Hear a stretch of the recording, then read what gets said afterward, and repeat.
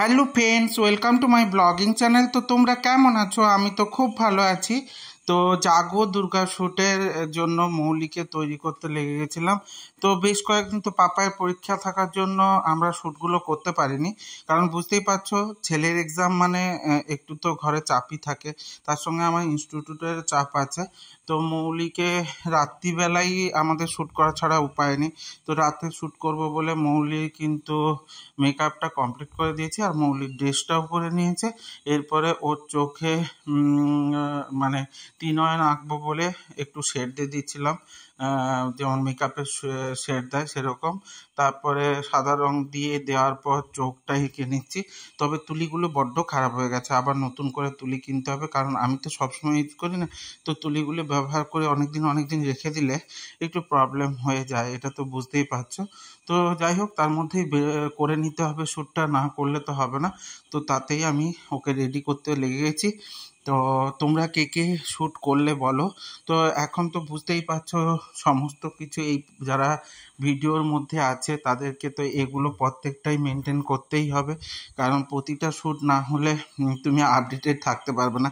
তার জন্য শ্যুটগুলো তো করতে হবে। তো চোখের জন্য বাইরে কালো রং দিয়ে দিয়েছি আর ভেতরে লাল রং দিয়ে একটা শেড দিয়ে দিয়েছি। এরপরে পরপর কালো রং দিয়ে ভরাতে থাকবো এবং শেডগুলোও দিতে থাকবো। এটা একটু মানে সূক্ষ্ম কাজই বলতে পারো, একটু মনোযোগ দিয়ে করতে হয়। তো মনোযোগ দিয়ে না করলে কখনোই তুমি শ্যুটগুলো কমপ্লিট করতে পারবে না। এরপর দেখো চোখে তারাটা এঁকে নিচ্ছি। তো তারাটা এঁকে নেওয়ার জন্য ওর খুব নাক চুলকাচ্ছিল, কারণ কদিন ঘর ঝাড়া হচ্ছে আর আমাদের তো ডাস্ট অ্যালার্জির একটা প্রবলেম আছেই।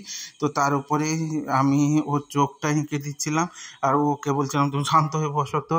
আর আমরা একটু তো গল্পই করছিলাম। শ্যুট মানেই কিন্তু একটু বেশ মজার ঠাট্টা এবং সব কিছু মিলিয়ে বেশ আনন্দের সঙ্গে কেটে যায় কিন্তু। আর সত্যি কথা বলতে এটা বলতেই হয়, তোমাদের সঙ্গে এই ভিডিওগুলো শেয়ার করতে করতে আমাদের কিন্তু বেশ ভালোই কাটছে, কারণ প্রতিটা জিনিসের জন্য প্রতিটা অকেশনের জন্য একটা শ্যুট করতেই হয়।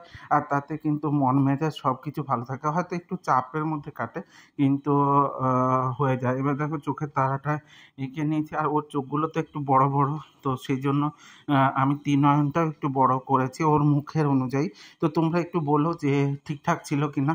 আর তোমাদের কমেন্টগুলো কিন্তু আমার ক্ষেত্রে খুবই উপযোগী হয়, তাহলে আমি পরবর্তীকালে আরও রিকভারি করে নিতে পারবো, আরও সুন্দরভাবে করতে পারবো। তো তারপরে চোখের একটু আই যে চোখে যে আই চুলগুলো আছে ওগুলোকে এঁকে নিচ্ছিলাম। তো দেওয়ার পর সাদা রং দিয়ে কিন্তু চাঁদটা এঁকে নেব এবং একটা ছোট্ট কলকা করে দেবো, কারণ কলকা একটু না হলে মুখটা ভার লাগবে না। এরপরে ও রেডি প্রায়, এবং চুলটাও রেডি করে দিয়েছি। তো একটু কার্লি টাইপের চুল করেছি। তো করার পর চুলটা ছেড়ে দিয়েছি। আমাদের ওর চুল অনেক বড়, সেই জন্য এক্সট্রা কোনো চুল অ্যাপ্লাই করিনি, ওটা দিয়েই ওর নিজের চুলে যেটুকু করা যায় সেটুকু। এবারে হাতে আলতা দিয়ে ভরিয়ে দিচ্ছিলাম, আমার পায়েও আলতা পরিয়ে দিচ্ছিলাম।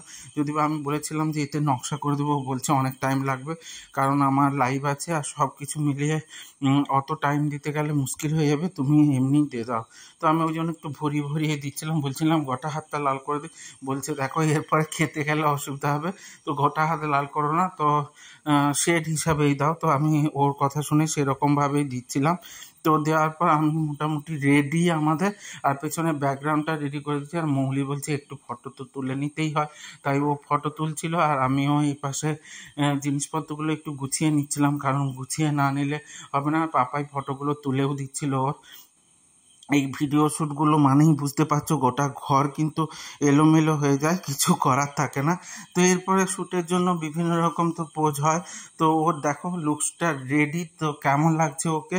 খুব বেশি জুয়েলারি পরায়নি, তো ও বললো যে এই গরমে আমি বেশি জুয়েলারি পরতে পারবো না, তুমি এর মধ্যেই করো। তো আমি সেইভাবেই রেডি করে দিচ্ছি। ওর লুকসটা কেমন লাগছে অবশ্যই তোমরা জানাতে ভুলো না। এরপরে শ্যুটগুলো হতে থাকবে। তো আমার এই ভিডিওগুলো কেমন লাগছে বলো, যদি ভালো লেগে থাকে তাহলে লাইক কমেন্ট শেয়ার করে দিও। আর ইউটিউব থেকে যারা দেখবে তারা সাবস্ক্রাইব করে দিও আর সাথে থেকো।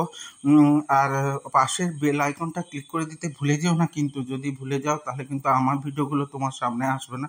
তো ওখানে ধুনোর একটু ব্যবস্থা ছিল। আর দেখো, যারা ভিডিও বানাতে গিয়ে বলো কি আর আছে, এমনি ভিডিও বানানো হয়ে যায়, না গো, অনেক কষ্ট আছে, অনেক কষ্ট, অনেক অনেক কষ্ট। এতটা গরমের মধ্যে এইভাবে শ্যুট করা, তার উপর দেখো হাওয়া দিয়ে ওর চুলগুলো যাতে ওড়ে সেটা করছিলাম। তারপরে ফুলও নিয়ে চলে এসেছিলাম, বিভিন্ন রকমভাবে শ্যুটগুলো রেডি করছিলাম। তারপর তাকে এডিট করতে হবে, তারপর পোস্টিং করতে হবে, সব মিলে প্রচুর ধরনের চাপ। যারা ভিডিও বানাও তারা সবাই জানো যে কতটা কষ্ট করতে হয়। তো এইভাবেই আমার সাথে থেকো এবং সঙ্গে থেকো। দেখা হচ্ছে পরবর্তী একটা নতুন ব্লগে এবং নতুন সকালের সঙ্গে। সাথে থেকো, সঙ্গে থেকো, জুড়ে থেকো, ভালো থেকো, টাটা।